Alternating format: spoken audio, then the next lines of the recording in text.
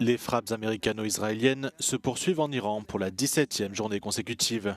Washington et Tel Aviv faisant état d'un affaiblissement significatif de la puissance de combat iranienne.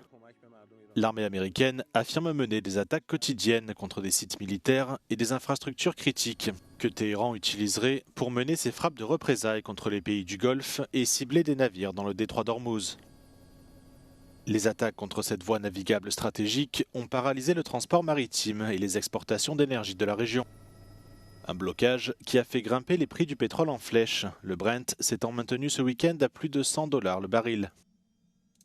Dans ce contexte, le président américain Donald Trump a déclaré avoir demandé à environ 7 pays de rejoindre une coalition chargée d'escorter les pétroliers bloqués autour du détroit. It'd be interesting to see what country wouldn't help us with a very small endeavor, which is just keeping the Strait open. And by comparison, it's small because Iran has very little firepower left. About seven. Just remember that it's something that we don't need, and these countries will need.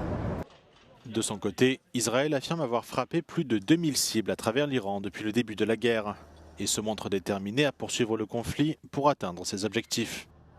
יש לנו תוכנית לחימה סדורה ומתוכננת היטב. יש לנו עוד אלפי מטרות באיראן, ואנחנו מייצרים מטרות נוספות מדי יום. המשטר כבר מוחלש, ואנחנו ממשיכים להחליש אותו יותר ויותר מדי יום. הוא מעורער, והוא מסתיר את זה מהאזרחים שלו. Téhéran revendique également des succès sur le terrain, qualifiant d'efficaces ses attaques contre Israël et d'autres pays du Moyen-Orient. Mais les Iraniens paient également un lourd tribut. Le bilan humain a déjà dépassé 1300 morts dans le pays, dont 445 femmes et enfants selon les autorités. Le ministère de la Santé du Liban fait également état de plus de 820 morts, tandis que l'ONU met en garde contre une catastrophe humanitaire d'ampleur. Selon les Nations Unies, près d'1 million de personnes ont en effet été déplacées au Liban en raison des attaques israéliennes incessantes contre le Hezbollah soutenu par l'Iran. Israël déplore également 12 morts depuis le début de la guerre, qui a également coûté la vie à 13 militaires américains ainsi qu'à un soldat français en Irak la semaine dernière.